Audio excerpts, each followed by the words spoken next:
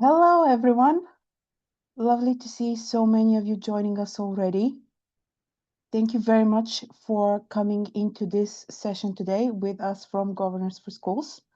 My name is Kalina. I am one of the partnerships managers here at Governors for Schools, and I'm joined today by my lovely colleague, Harriet. Harriet, give us a wave, who is the partnerships team manager here, Governors for Schools, and works very closely with myself. We are very glad to have you all for this very special edition of the Introductory Become a School Governor webinar for National School Governors Awareness Day. Hey, which, as the name suggests, is an opportunity for us to highlight the importance of school governance and the valuable work that governors do nationwide. And we're really, really glad to be able to share all of these resources and how we work with all of you. We're just going to give it a minute until more people hopefully join the call. And I'm going to run through the little bits of housekeeping. We will be doing a Q&A at the very end of the event. So please, if you have any questions, do use the Q&A function, not the chat, because it just helps us monitor it better, make sure nothing gets lost and that we've answered all of you. So please use the Q&A function throughout the event if anything comes up. And then at the end, once we're done with the slides, we'll come back to all of your queries then. The session is being recorded and you will be receiving a recording of it next week, as well as some additional info on how to apply and next steps as well. And we've already have quite a few of you. So if you agree, we're just gonna get in a head start. And yeah, right. So for those of you who don't know us, never heard of us, who are we here at Governance for Schools? What do we do? As our name suggests, we are a charity dedicated to supporting education through effective governance. For over 25 years, we have been doing this across England and Wales by sourcing skilled volunteers to serve on and close the gaps on governing boards in their local communities. We know that having talented and committed volunteers in board roles can really transform a school, and we work with schools accordingly to understand and support their needs. Schools register their board vacancies with us through one of our recruitment services and let us know if there are any specific skills or a particular experience that they're looking for. We'll then work with our volunteers to find the best possible match and make introductions as suitable with each school. We aim not only to find volunteers with the right skills, but to ensure that boards are representative of their wider community. And we're successful in engaging a broad range of people from all professional backgrounds and walks of life. So what does it mean to be a school governor? The governor role is a strategic rather than operational role. So governors don't get involved with the day-to-day running of the school or the day-to-day business. Instead, they work at the board level to support and challenge the school's leadership team and drive school improvement. A school governor is someone who is passionate about improving opportunities for all young people. And in order to do this, they volunteer their time, their skills, and their experience to impact the effectiveness of the school that they wish to support. So the most valuable asset a governor will have is their interest in supporting a school and bettering the educational experience and outcomes of learners in that school and engaging with others within their local community in order to do so. So why should you become a school governor? There are numerous reasons why you might consider becoming a governor. Perhaps you care about the education children receive and want to drive school improvement. You enjoy a challenging and rewarding role that helps you engage with your local community, or because you want to develop your skills and your professional experience in order to enhance your CPD outside of your role. But regardless of your professional background or experience, as long as you're willing to commit and invest the time and share the values of the school, there will always be a school that will want to work with you. What makes a good governor?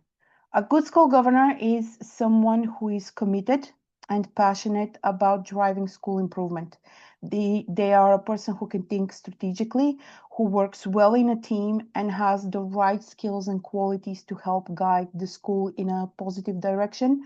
As long as you are over the age of 18 and can pass the relevant references in checks, such as a DBS check, most people can become a school governor.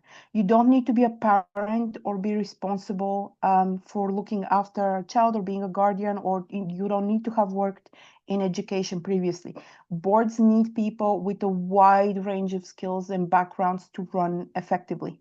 And the governors bring that expertise from their professional lives to the governing board, and the schools really benefit greatly from working with skilled volunteers in that way. A school governor with, for example, business know-how can transform the running of the school because they will bring an experience, for example, in strategic leadership, in financial and budgeting and management that the school team and the school governing board may not be able to feel otherwise. There is an assumption as well that because of the nature of the role, you must have vast experience, though, in your field, which is untrue. This is a myth. Governing boards, above all, however, are looking for the qualities and lived experience that all school governors can bring. Everybody has meaningful skills, softer skills such as communication, negotiation, knowledge of your community are just as valuable as the business skills that someone more experienced might bring as well. As such, we encourage you to apply regardless of where you are in your career or your professional journey, whether you're at the start, in the middle, or towards the end. Every experience that you have will be beneficial to your governing board. Why do we need school governors? Well, because there is a continual need for volunteers, as vacancies in this space are registered all year long on an ongoing basis.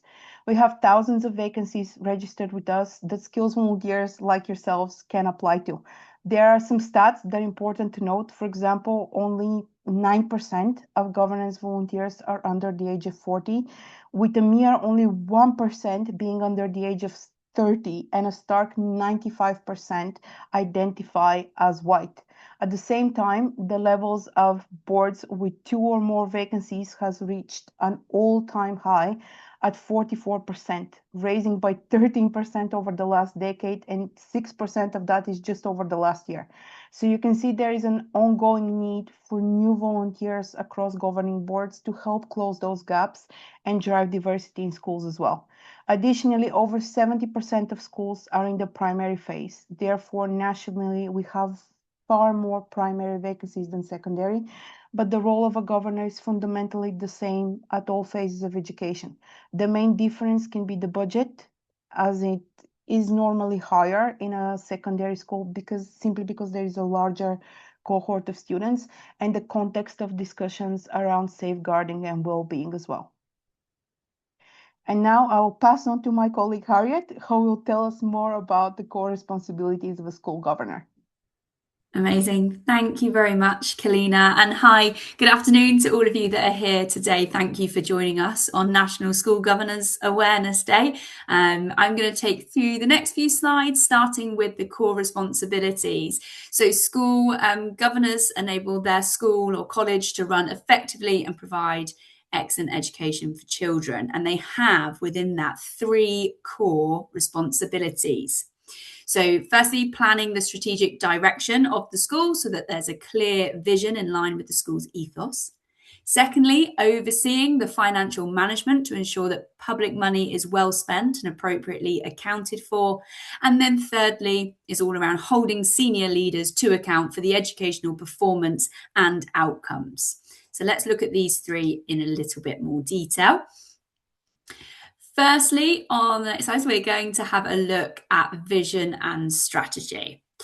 So as part of a governing board, you play a key role in setting the vision for the school or college that you support and help leadership to think about how that is built into all areas. So you need to be asking questions such as, is the vision ambitious for every child, and what's in place to make it happen? If a school has a clear vision, it honestly can be the blueprint for every pupil's success. So you need to think about how the pupils, the staff, the families, and other external stakeholders are engaged and consulted, making sure that that vision and strategy is clear and embedded. You'll also be involved in things such as policy development and agreeing the school development plan. All of these areas do require a range of skills and expertise to make a real difference. So, for example, an educationalist can help ask questions around the curriculum and pedagogy. Someone with financial expertise can help think about the budgets and building that sustainable future for the school. Somebody with marketing expertise helps to consider how the school is represented in that wider community and make sure that the pupils are really proud of the school that they attend. Someone with community knowledge will be able to provide a deeper consideration of any local issues. So just like Kalina said earlier, it's really important that we attract lots of different types of people with all different backgrounds to the governor role to really make sure that boards are balanced and also effective. If I can have the next slide, please. Thank you. The second core responsibility is all around financial oversight. So as a school governor, you will have financial oversight of your school or college. You must ensure that it's balanced, robust, and in line with that strategic vision. For school governors, it is common for financial oversight to vary. So for all local authority schools or maintained schools, governors have a responsibility around school budget setting. However, if you are placed in a school that sits within a trust, so an academy school, financial strategy is usually set at trustee level, meaning that it sometimes can be more limited responsibility for the school governors. We just want to make that point clear, because if this is an area that particularly interests you, please do make that clear on your application form so that we can take it into consideration when matching you with the right school. That being said, you don't have to be an expert in finance to become a school governor. Again, that's the whole point of having a mixture of skills and people on the board, because somebody else on the board perhaps will be a finance expert and you'll learn and develop skills from them as you go along. The third one, please, Kalina. So the third core responsibility is robust accountability. So part of the role of a governing board is to hold the head teacher and other senior leaders to account for the setting's educational performance. So as a governor, you need to monitor and evaluate. So you need to be able to ask questions and be aware of all of the information that is available to you. Being able to support and challenge leadership is one of the key aspects of being a school governor. A good example of this is that you will examine the progress and attainment data of the school or college that you support. So you'll examine how different groups of pupils are progressing. For example, asking questions around what's in place to support the children with a special educational need or disability, or what is in place to particularly support children that have English as an additional language. You need to discuss these things as a board to really understand what the data means and the impact that it's having on your school. So another way of looking at this is by those three words that you can see on your screen now. So firstly, as a watchdog, you're there to make sure the right questions are being asked and that you seek evidence to back up any statements that are being made to you by the school. So you don't just accept what is being reported or planned at face value, but you make sure that there's robust reasoning behind it.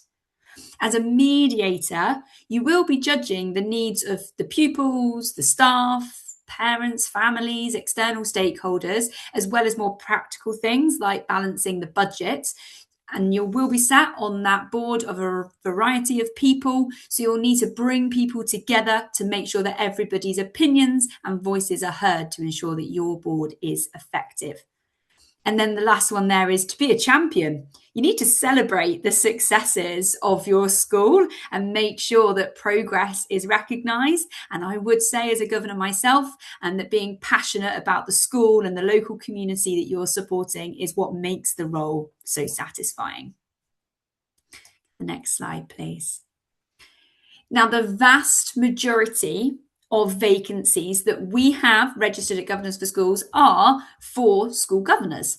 And I know that's why most of you are here today, is to find out about school governor. But we also just wanted to highlight a couple of other things that we do, because we do also support the recruitment of chairs, further education governors, and trustees as well. So if you have vast experience within the business sector, education sector, or have previous experience in governance, it may be that you're best placed as a chair or trustee or further education governor. This is something that one of our expert advisors can discuss with you in further detail to find the right fit. But just a couple of things to note on these. So chair of governor, you do all of those 3 core responsibilities that I've just mentioned, but you will also provide leadership to the governing board, including facilitating meetings, ensuring that your members of the board are effective, and perhaps representing the board in interactions with external stakeholders. Further education governors. So again, you do all those 3 core responsibilities that I've just mentioned, but also with the further education governor role, we do have a stronger focus on industry links, and there tends to be quite a specific skill set or criteria for those vacancies. As a trustee, this is slightly different, this one. You are on the board that oversees all of the academies, all of the schools within a trust, and there can be anything from a couple of schools in a trust to like 40, 50 plus in some of the larger multi-academy trusts. So instead of working with a head teacher, you're working with the head of the trust or the CEO of the trust. It's also important to note that for the trustee role, it is a dual role. So as well as operating as a trustee of the trust, you are also a director of a company, meaning that you are listed on Companies House and subject to company law. If you are particularly interested in trusteeship, head to our website and check out our trustee pages. We also have another webinar today at 2:15, which is going to go into a little bit more detail about trusteeship as well. Thank you. Can I have the next slide? This is my favourite slide always, because it tends to be the slide that answers the questions that people have. So let's talk about commitment. First of all, time per month. So based on feedback from volunteers that we have placed in school governor roles, the governor role takes an average of 4 to 6 hours per month. That can vary depending on whether you take on additional roles, such as a chair, but most boards will meet once per half term or so. Those meetings tend to be 2 hours or so. On a weekday, you'll also need to factor in time to prepare for those meetings. You will be sent data and reports and things to look through to prepare ahead of the meeting, any questions, etc. that you have. You'll also need to factor in time to visit the school and then report back on your findings, as well as time spent at more exciting things like going to school celebration assemblies or the nativity play or whatever it might be. But the average is 4 to 6 hours per month. The term of office. So the term of office for a school governor role is usually 4 years. So it is best to consider this as a long-term volunteering opportunity. It does take time to get to know your school or college, and it also takes time to see the impact that you're having within your governor role. Obviously, it is a voluntary role. So your circumstances might change, or you might just not be enjoying it anymore. You might move out the area, whatever it might be. You can stop before that 4-year term is over. You would just need to communicate that with your chair or your clerk of the board. But usually, as I say, it is 4 years. So please do consider this a long-term opportunity. That being said, you can always join for another term of office or start at a different school after your 4-year term, etc. So the opportunities are endless there. Travel. So when you apply, part of the application form will ask you about how far it would be practical for you to travel to a school. But please do take into account that the larger area that we can search for vacancies, the quicker and easier it is for us to find you a suitable role. So, for example, if you're looking for a primary school within a 10-minute walk of your home, it might take us a little while because you're narrowing down that search. But if you're able to travel 30, 45 minutes by different modes of transport, it then, as I say, is much easier and quicker for us to find you a suitable role. I would also just like to mention, when it comes to travel, just think about where you're based. If you live in the middle of nowhere, there might not be many schools. Whereas if you live in the middle of London or another larger city, again, there'll be more schools in a smaller area. So please do take that into account as well when you're completing your application form. The last thing we want to talk about under commitment is just around liability. Now, if this is something that particularly interests you and you want to find out more, please do go to our website, because there's lots of information on there about it. But just to note that when you join a governing board, you are seen as a collective entity that supports the school. So any decisions or strategic oversight that you provide is seen as a collective. So there's shared liability. What that means is that if the board was found to, I suppose, let the school down or not be supporting the school in a sufficient manner, it can be that the whole board is dismissed and then a whole new board of governors is created. There can be misconceptions around personal liability. The only way a school governor could be found personally liable is if they have acted criminally. So negligence or fraud. So as long as you go into this with honest intentions, there really is nothing to worry about around liability. But if it is something that worries you or you want to find out more, as I said, head to our website. The other side of this slide is all around benefits of becoming a school governor. And you can see some of those listed there on the screen. You will develop transferable skills, and you will get involved in things that you might not otherwise be involved in your day-to-day role or your day-to-day life. We did some research recently around professional development and found that by undertaking a governor role, confidence increased. Performance was enhanced in the workplace, and there was reported growth in areas such as preparation, agility, analysing performance data, KPIs, financial skills, and understanding value for money. So you will definitely develop and learn new skills as you go through. You'll gain board experience as well, having the opportunity to network and collaborate with other people in your community. Everybody here in this virtual room has a unique skill set that you can offer to a school governing body, whether it's in fundraising, education policy, mental health, data analysis, legal. There are so many different skills that you all will have that schools in your local area will be seeking for their governor roles. During your term as a school governor, you will impact the education of hundreds, if not thousands, of young people. Those children will then have a better experience of learning and higher aspirations and improved life chances just because of the impact that you have through your governor role. I'm biased. I work for a company called Governors for Schools, and I'm a governor myself, so I am biased. But honestly, it's so rewarding, and you really, truly do benefit and feel like you're making a real difference. Can I have the next slide, please, Kalina? Got a couple more slides before we come on to the Q&A. So as Kalina mentioned, we're doing a Q&A at the end, so please do jot any questions down in the Q&A function, and we'll come back to those in a moment. So we just want to talk a little bit about training and support. So at Governors for Schools, we do more than just find and place you in a school governor role. We want you to be effective in your governor role as quickly as possible. So we have a range of e-learning modules. We have a CPD certified induction course. We host regular webinars. We have a podcast. We have lots of different learning resources on our website. Once placed in a school, you'll also have 12 months free access to something called Governor Hub Knowledge, which is amazing. There are so many resources and learning opportunities on that platform as well. In England and Wales, all new governors are also able to access free training opportunities through their local authority or through the Multi-Academy Trust, again, depending on what type of school that you join. Next slide, please. Okay, next steps. Next, it's over to you, really.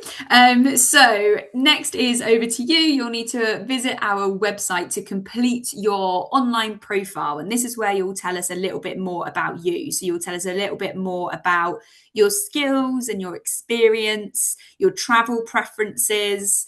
We will ask for a little personal statement where you can talk about your motivation and why you want to become a school governor. Once you've submitted that application, it comes through to somebody like me or somebody like Kalina, so a partnerships manager. And as opportunities arise, we will send them to you via email so that you can review if that school is of interest to you. Have a look on Google Maps, see how you would get there, look at it practically, look at their website, check out all of their sort of vision and value statements, have a look at their latest Ofsted report, and really get a feel for the school and just see if it is the right match for you and if you're interested.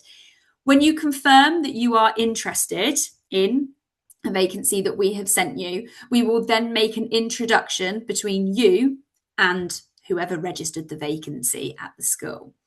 The school then kind of lead it from there, and all schools have a slightly different recruitment process, but usually it starts with quite an informal chat or visit to the school. Sometimes you get a tour at the school. It might be a more formal interview process. It really does vary from school to school, but we're there sort of virtually in the background. So if you have any questions through the process, you can just drop your partnerships manager an email and we'll be able to support you. And we will track your progress all the way until you are told that you have been formally appointed or will be formally appointed to the board, so that we can congratulate you and wish you the best in that role.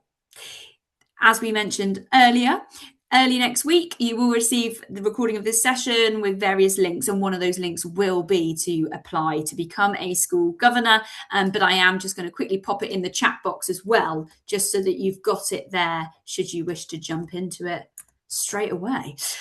Fab. Thank you. Can we have the next slide, please, Kalina? Thank you. Because on that slide, there's also a QR code. We're very techy, aren't we? Look, there you go. If you have a different device with you, feel free to scan that QR code. Right, we are going to go to the Q&A function. So I'm just going to quickly go through those. But Kalina, if you can just get us off to the start with the first question. Do we get a choice of school? For example, if you offered us one, could we turn it down and wait for another? Absolutely, yes, you can turn it down. We will always take your preferences into account, especially if, for example, in your area, there might be at the moment predominantly primary schools. You want to wait for a secondary, that's absolutely fine. We will take whatever feedback you give us, implement that into our search for your next role. And then when we come back to you, we'll discuss the following opportunity and continue on from there until we found the best possible match for you in your area for the kind of role and the kind of school that you wish to engage with. That's great. Thank you so much. We have another question which I will take. So, how are governors individually assessed, and when does this happen, or how often does this happen? Are there any KPIs? No. So as a governor, it's a voluntary role, and really you're working with the rest of the board to ensure that you're all effective as a collective. There aren't specific kind of targets or KPIs for you within the role itself. There will be guidelines, and you'll have a statement of governance of how you operate as a governor. So there might be specific details into what they expect from you within the role. Fab, thank you. Kalina, there's another. Shall I take the next one? Yeah. What are the top reasons why a professional might shy away from roles like this? Well, from our experience and the kind of feedback that we get through the application process as well, some people might consider that they don't have enough professional experience. So if someone who is a student, we have applicants who are students who are currently in university, who are even, some who are even in college because they've already turned 18 and they can apply. You can be a governor as soon as you've turned 18.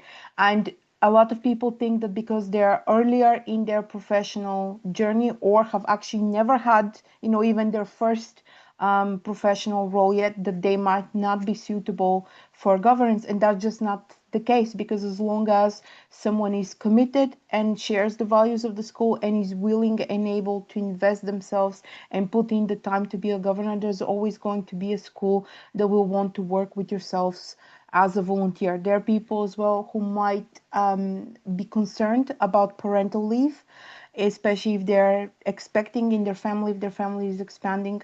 Nonetheless, schools keep that in mind, and there are always ways to work around that, with meetings being planned months, sometimes a whole school year in advance. So there are ways to work around both professional and personal circumstances, and we encourage you to apply in any case, and we will do our best to support you and match you with a school in your interest that you can work with as well. Off to our next question. Can you only access this training from Governors for Schools if you have been appointed by Governors for Schools? Nope, you can. Anybody who wants to engage with our learning courses and with our materials can do so on our website. Some of the courses are paid, but most of them are free. The webinars that we do that are open to the public, and anybody can register for those webinars through our website as well. You can attend those. There is no issue with that at all. The only thing that we fund and is only available to those who have been placed is the 1-year access to Governor Hub knowledge. All of the other resources are absolutely free and accessible by everyone through our website. So by all means, I encourage you to go on there, look on that learning and events and webinars tab, look at our blog where we've done a lot of articles about being a governor and have interviews with other governors in different types of school settings. When we've spoken about what matters on a governing board and the most important factors that governors consider in their decision making. Listen to our podcast as well, because we've explored many such topics on there also. And so there's a great variety of resources and previous pre-recorded events as well that you can watch back, and all of those, as I said, are all available for everyone to access. That's great. Thank you very much, Kalina. There's a few questions that are related to meetings, so I'm going to try and answer them all within one go. So a few questions have come in around meetings. So meeting times and days vary from school to school. I would say that most schools have their governor meetings midweek evening. Most do, but others do have them during the day. They're all Monday to Friday. I don't think I've ever heard of one being at a weekend. But it does vary from school to school. So once we introduce you to the contact for a vacancy, have that conversation with them really early on to ensure that their days and times work for you. Usually schools will confirm their governor schedule for the whole academic year, either in September or in July before they break up for the summer. So you will know ahead of time. A couple of things to note on that is, I would say, speak to your employer if you're happy to about taking up a governor role. The amount of volunteers that don't realise that they can get time off for volunteering or for school governance blows my mind. And lots of places are very generous with that. So make sure you speak to your manager or your employer about time off. Most of these governor meetings do tend to be in person. Some schools do remote governance, but very, very few do fully remote governance. So, for example, within my governor role, most of our meetings are in person at the school, and on a Wednesday evening. That's when we normally have them. It tends to be a Wednesday around 6:30 for a couple of hours. In the winter months, so a couple of meetings a year, we do them online because the school don't want us going out in the dark and the wet and the wind. So they do them online. So it varies in that way as well. But as I say, it varies so much from school to school that I can't give a very clear answer on that one. There is another question, which I will just take here, around looking for vacancies on our website. On our website, we do have something called our Volunteer Opportunities Board, on which there are a very select few vacancies. not all of our vacancies are there. We have over 4,000 registered on our internal system. So you can have a look on there if you want to, just to see if there are any matches that come up in your local area. If there's not, send us an application and we will do a search for you in the background to see what vacancies are showing as good matches available in the area. So don't let that put you off. Still apply. There will be a vacancy. We have so many. Kalina, would you like to take another Yes. one? So how could this work if you live overseas and lead at an international school? This is something I would love to commit to, says one of you. It would be very difficult, I'll be honest with you, if you fully live abroad and you're never based here in the UK. There are schools who would consider remote governors, though it is very, very far few in between for these kinds of positions. And equally, even then, you will still need to do a few monitoring visits in person on the grounds of the school every year because that is the legal requirement. So if you are fully based outside of the UK the whole time, never come over, have no land time here in England or Wales, it would be really difficult, if not impossible, for a school to be able to commit and invite you onto their board, simply because school governors need to be present for meetings, need to be present for school visits, for monitoring purposes, and it just wouldn't be fair to yourself, especially if there is a time difference and everything. It just would not be a good match. But if you do have any time that you do come back to the UK, be it for weeks or months, or depending on what your personal situation is, I do encourage you to get in touch with us separately, and when we can provide you with more information, we can discuss in more detail to see what's possible in your particular personal situation as well. That's great. Thank you very much, Kalina. I was typing away an answer to somebody else's questions. I didn't quite read this one. Let me just quickly read this one. Yes. So there is a question around if you kind of take up a governor role and then you find that there's actually another role that perhaps is more interesting to you or is closer to you. We would say when you become a governor, so when you choose a school and you join a school, really you need to commit to that one for that 4-year term. So definitely go into a role thinking this is it for the next 4 years. That being said, you're not like on a contract with a specific school. So if you do want to stop anytime or move to a different school, then you can apply to a different school in a different governor role. But we would not recommend that because it takes time and money to join as a governor. You've got to do DBS checks and everything else. So it's really best that you go into it, as I say, looking to do that 4 years before you start thinking about any other opportunity. There's another question around the types of schools that we support. So we support all state-funded schools. So anything from nurseries, primaries, secondaries, colleges, any state-funded schools. So we do support with some grammar schools and comprehensive if they're not fee-paying. I hope that helps with that one. Kalina, do you want to take one of the others that's still there? Generally, are chairs or leadership in schools happy to provide professional references for governors? They would be, especially if you have completed a whole term. If you have completed your whole 4-year term and you would like a reference from the head of school or head of the trust, depending where you've served, they will be able to provide you with that. You would have to discuss that with them because it's on a case-by-case basis, and some schools might have a different kind of referral process or directive than others, especially if they're a part of a big trust where there's a whole other kind of governance overview, oversight, and procedures there. But overall, yes, it shouldn't be an issue if you have completed your term, but be mindful it's not a professional reference that you will be receiving because this is a volunteer role and it's a role of public service.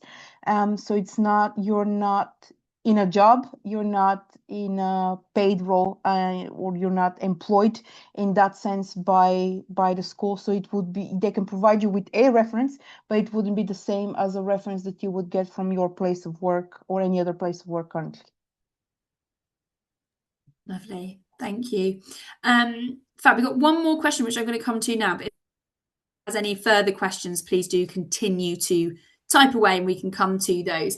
We have another question just around the time commitment. This one always comes up. It's the biggest thing, really, that people want to check before they take on the role. So it's completely understandable. So the question is just around, can we walk through sort of the activities within a month and what that 4 to 6 hours commitment looks like? You won't be surprised to hear me say it varies from school to school. It really is different from school to school. So I can't say like an exact, but what I perhaps can do here is talk about my experience of being a governor. So within my governor role, we have a 2-hour meeting every half term, so every 6 weeks or so. So I do need to factor in time to prepare for those meetings. So like I said earlier, you will be sent data and reports and everything else that I read through in my own time and make notes as to the questions I want to ask or the things that I want to dive a little bit deeper into from those documents. I also factor in time for what Kalina mentioned earlier, monitoring visits. So where I go into the school during the school day to monitor something in particular. Now, each governor will be given something that they kind of look after or look at in more detail over the year. It tends to be something linked to the school development plan and something where your skills and interests lie. Mine is safeguarding. So I am the governor that specifically governs the safeguarding at the school. So I will go into the school. So last month, within my sort of 4 to 6 hours, I went into the school and I met with a group of children. And I asked them questions around, do they feel safe? What would they do if they didn't feel safe, etc., to really make sure that the policies and the culture at the school were what the head teacher was telling me that they were. Luckily, it was all good, so it was fine. So I spent time visiting the school and then typing up a report that I then shared with the rest of the governing board. This month, I've been involved in my head teacher's appraisal. So there's a couple of the governors from the board that will be involved in the head teacher's appraisal process throughout the year. So my time has been spent doing some of that this month. So as I say, it really does vary from school to school and from month to month. That just paints a little bit of a clearer picture of what that kind of looks like. I'll take the next one. Yeah. Yeah, is there a specific start date within a term? Nope, there isn't. There is no specific start date within any part of the school year, because just like roles are advertised on an ongoing basis, the volunteer placement happens on an ongoing basis as well. Just be mindful that you are very unlikely to be placed or to start in a role at any point of the year where there are school holidays. So in the summer, over Christmas, over Easter, half term, all of those weeks throughout the year where schools aren't working in the couple of weeks before or after, you're less likely to start immediately around those dates, simply because the school will have different priorities, especially if there's an Ofsted inspection happening at the same time. But in the long term, it's any point of the year. So you could, let's say, apply in November and then start, at some point in the spring. It's really on an ongoing basis as well. Perfect. Thank you, Kalina. I'm going to answer this last question and then we're going to bring it to a close. There's another question just got in the nick of time. Yes, there will be the recording. Will be sent out early next week with the slides and necessary links. But the last question before we close has come in around who's basically on the board and our teaching staff on the board. So the board is made up of 7 to 12 members. One of those will be the head teacher. Very rarely it's not the head teacher, and it might be like the deputy or the assistant, but the head teacher will be on your board. And there's also one of the governors from the staff network. It doesn't need to be a teaching member of staff. The one on ours, they work in the office, in the front office, in the reception.